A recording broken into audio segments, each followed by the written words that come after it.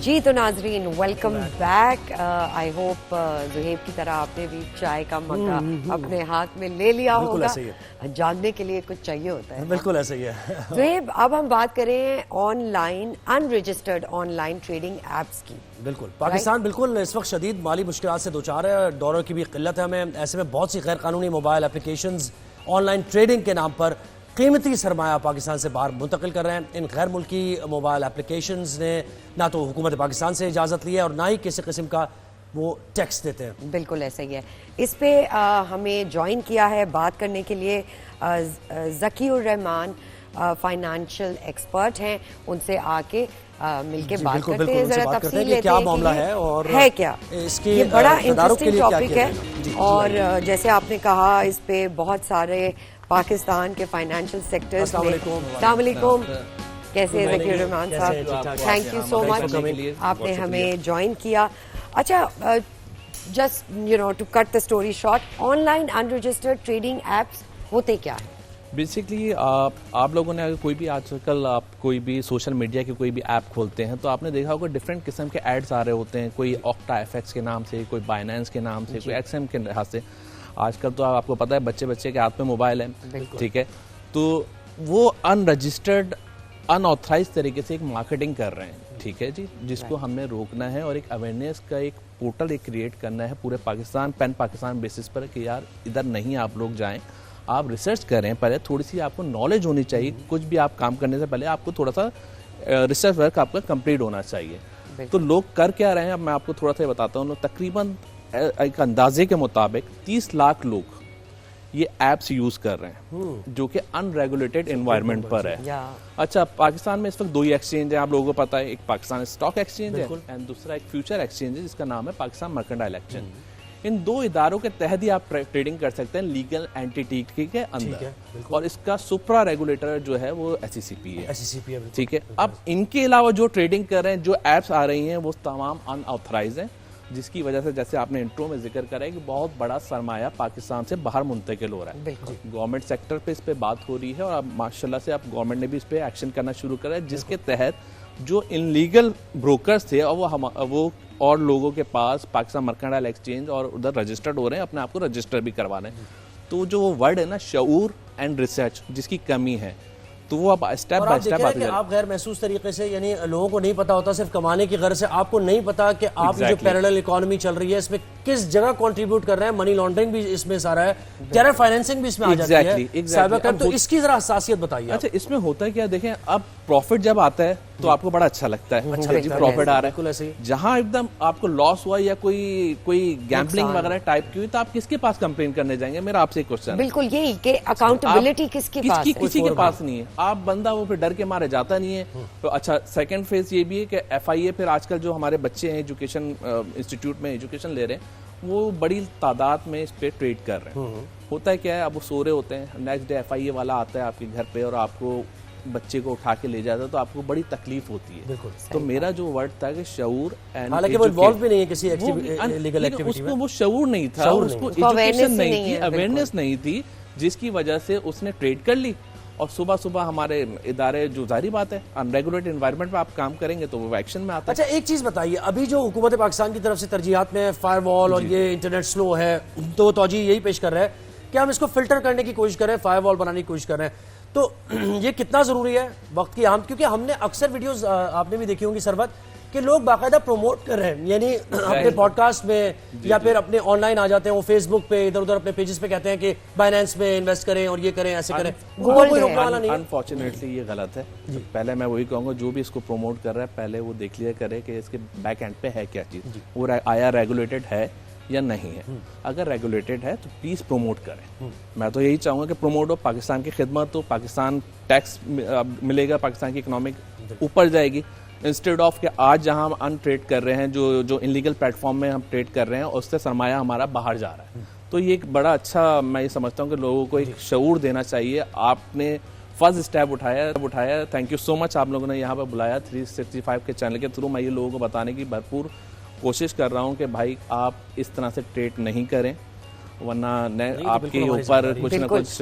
इसको कंट्रोल कैसे किया जा सकता है? हम देखते हैं कि हर वेबसाइट पे इनके इतने कमर्शियल्स हैं, जी जी, हर दूसरी आप पेज खोलते हैं कमर्शियल से भरा हुआ होता है, उसको कैसे कंट्रोल करें? अब माशाल्लाह से आई हर्ड दैट कि गवर्नमेंट सेक्टर पे भी इन्वॉल्वमेंट आ गई है, ठीक है, और इसको मिनिमाइज कर रहे हैं, जिसकी वजह से अब हमने सुना ये भी था कि जो अनरेगुलेटेड ब्रोकर्स हैं वो अब रेगुलेटेड एनवायरनमेंट में आना शुरू हो गए हैं। गवर्नमेंट का एक ऐसा इकदाम है, अच्छा इकदाम है, जिसको हमें अप्रिशिएट भी करना चाहिए, ठीक है। जो अच्छी चीजें होती हैं बिल्कुल अप्रिशिएट करें। आप एक गलत चीज हो रही है जो कि आपने हाईलाइट करी कि अनरेगुलेटेड एनवायरनमेंट पे वो लोग काम कर रहे थे, लेकिन जब गवर्नमेंट ने थोड़ी सी स्ट्रिक्टनेस दिखाई, जिसमें 4-5 इदारे शामिल हैं, ठीक है, स्टेट बैंक हो गया, अच्छा, इसी से जुड़ी हुई ये चीज भी है। एक तो ये एप्स ऑपरेट कहाँ से कर रही हैं, ये बड़ा सवाल है। फिर जाहिर है ऑपरेट अगर पाकिस्तान से नहीं कर रही तो पाकिस्तान में पैसा नहीं है। लेकिन इससे एक और जुड़ा हुआ सवाल यही, जो मैं आपको टेरर फाइनेंसिंग और मनी लॉन्ड्रिंग की बात कर रहा हूँ, तो इसमें आपको नहीं पता कि वो जो ऐप किसी ने बनाई है उसके मकासद क्या हैं। EU डिसइंफो लैब आपको पता है, फिर 5th जनरेशन वॉरफेयर में वो जिस तरीके से प्रोपेगेंडा किया जाता है, तो इस सब में यूज हो रहा है। इस पहलू को जरा उजागर कीजिए पाकिस्तानियों के लिए। मैं यही कह रहा हूँ कि अब गवर्नमेंट ने, देखिए अभी रिसेंटली आप लोगों ने देखा होगा कि ये भी सुनने में आया कि फायरवॉल्स वगैरह के कुछ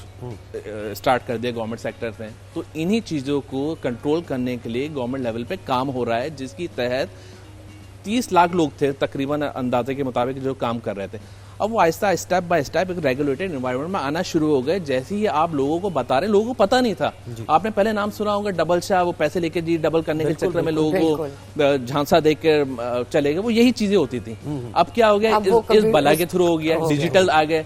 अब तो आपने दुनिया के डायनेमिक्स इस तरह से चेंज हो रहे हैं, भी नहीं पता कौन डबल शाह है। एग्जैक्टली। अच्छा, ये बताइएगा कि बहुत सारा डेटा जो है वो अनरेगुलेटेड तरीके से बाहर जा रहा है, और कहते हैं कि डेटा की वॉर है, next war is data war. तो इस पे क्या कहेंगे आप? इस पे ये कहेंगे कि इंशाल्लाह ताला जो पाकिस्तान टेलीकॉम अथॉरिटी और जो दूसरे इदारे हैं, ऑलरेडी मैंने आपको इंट्रो में जैसे ही बताया कि ऑलरेडी एक कमेटी बनी हुई है, इस पे काम बहुत अच्छे ऐसे तरीके से हो रहा है, फास्ट पेस और आप देखेंगे कि ये स्टेप बाय स्टेप एक शऊर, एक तरीके से अवेयरनेस लोगों को देनी शुरू कर देंगे डिफरेंट मीडिया चैनल के थ्रू। तो फर्स्ट स्टेप आप लोगों ने उठाया, जैसे मैंने अभी कहा कि थैंक यू सो मच, आप लोगों ने एटलीस्ट ये लोगों को बताना तो शुरू करा। ये भी हमारी जिम्मेदारी है कि यार एक थोड़े से टैक्स बचाने के चक्कर में आप अनरेगुलेटेड एनवायरनमेंट पे काम कर रहे हैं, टैक्स दें, मुल्क की खिदमत कर लें। थोड़ा सा 50 रुपए टैक्स होगा, 100 रुपए हो जाएगा। आजकल तो कोल्ड ड्रिंक हम लोग पी लेते हैं, बच्चों को पैसे 500-500 रुपीज दे देते हैं चिप्स और उसके। तो ये एक अच्छा तरीका, एक अच्छा ऐसा इकदाम है। अच्छा जी हाँ, जी बताइए, आप पूछिए। अच्छा, मैं ये कह रही हूँ, बड़े इंटरेस्टिंग फैक्ट्स हैं, तो बड़े क्वेश्चंस आ रहे हैं हमारे पास। 30 लाख आपने कहा कि ये पाकिस्तानी अप्रोक्सीमेटली, तो कितना अमाउंट ये डॉलर्स में या डॉलर्स एक अंदाजा है, एक अंदाजे के मुताबिक तकरीबन ऑन आप मंथली अगर आप एक एवरेज ले दें तो तकरीबन 40 to 50 मिलियन डॉलर्स पाकिस्तान से बाहर मुंतकिल होते हैं इस इन एप्स के थ्रू, और विदाउट टैक्स।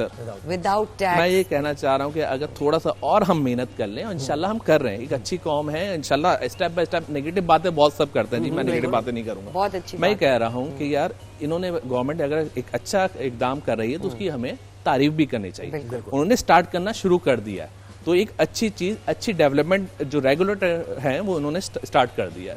देखिए ये तो, और ये टैक्सेशन जो है, ये तो जो एप्स ऑपरेट कर रहे हैं, जितना वो कमा रहे हैं, रेवेन्यू कमा रहे हैं, उस पर अगर रजिस्टर हो जाते हैं जी, अगर रजिस्टर हो जाते हैं तो फिर उनको भी देना पड़ेगा, और जो अर्न कर रहे हैं 30 लाख पाकिस्तानी, उनको भी टैक्स नेट में आएंगे वो, और हमारा बहुत अच्छी चीज हो जाएगी अगर ये हो जाता है। 30 लाख लोग मैंने कहा कम अज कम।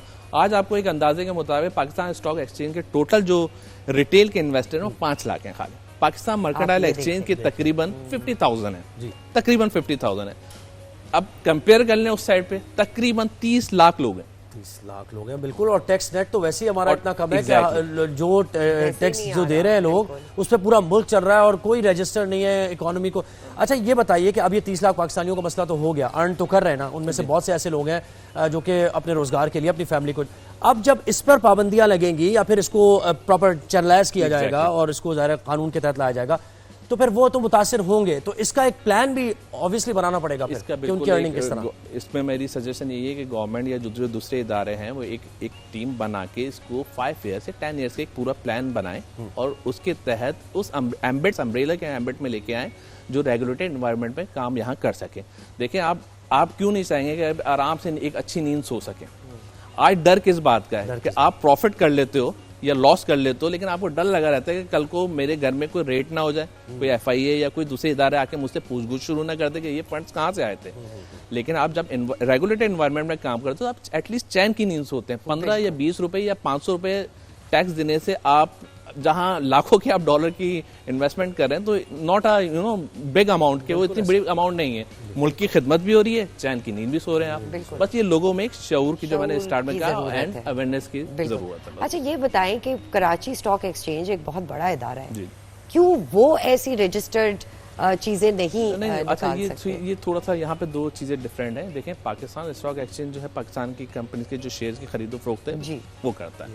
यहाँ ये जो इनलीगल एप्लीकेशन है फ्यूचर के कॉन्ट्रैक्ट से लाइक नैस्डैक हो गया, ऑयल हो गया, ऑयल हो गया, ब्रांड हो गया, गोल्ड के प्राइसेस हो गए। तो ये दो डिफरेंट एक्सचेंजेस हैं। पाकिस्तान में इस वक्त दो ही रेगुलेटेड एक्सचेंज है, एक stock exchange and second Pakistan mercantile exchange, जो कि फ्यूचर में काम करता है। तो अब FIA की कार्रवाइयाँ इसके खिलाफ हो ही रही हैं और हम एक ऐसे एरा की तरफ जा रहे हैं कि जिसमें हमें रजिस्टर करना है इकोनॉमी को। सबसे बुनियादी मकसद इसका यही है।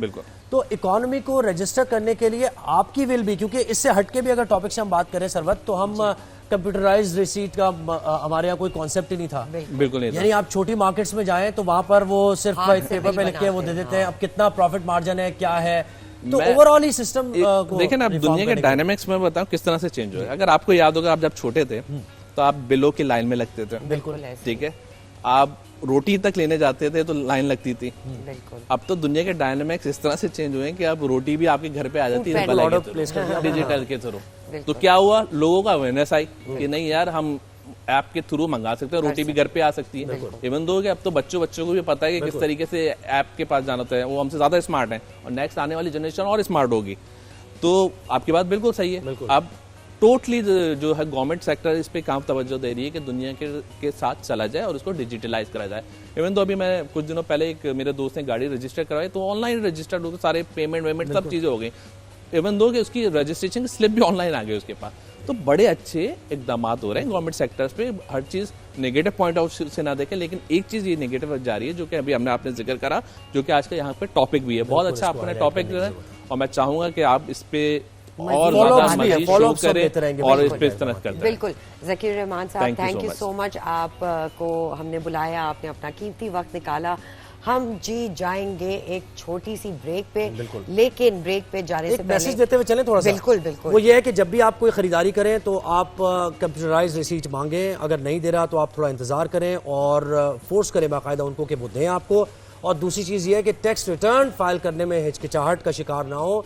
ये कोई ऐसी चीज नहीं है कि आपकी कोई गिरफ्तार कर लेगा आपको, या जब आप एक लीगल जराए से आपकी आमदनी हो रही है तो जब आप टैक्स रिटर्न फाइल करेंगे उसका फायदा आप ही को होना है आने वाले वक्त में। ये बुनियादी आपको सोच बदलने की जरूरत है। एंड आई थिंक कि बच्चों को भी ये बताने की जरूरत है, अपने आने वाले फ्यूचर वो संभालेंगे कि tax is going to make your economy better. तो आपका ही फायदा है। आप एक्सपेक्ट करते हैं कि आपके ऊपर खर्च करे हुकूमत, तो आप हुकूमत को देंगे तो वही पैसा आपके ऊपर खर्च होगा। तो इसी बात के साथ बिल्कुल हम एक छोटी सी ब्रेक लेते हैं। हिना दिल पजीर साहिबा बहुत ही बेहतरीन आर्टिस्ट है, वो हमारे साथ मौजूद है स्टूडियो में। आप छोटी सी ब्रेक पे जाइए, वापस आइए, उनसे मुलाकात करवाते हैं।